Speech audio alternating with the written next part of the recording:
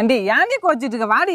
என்னங்க இப்ப ஒரு வீட்டுக்கு நம்ம போறோம் இல்ல நம்ம வீட்டுக்கு யாராச்சும் வராங்க எப்படி வாங்க அப்படி சிரிச்சதானே கூப்பிடுவாங்க.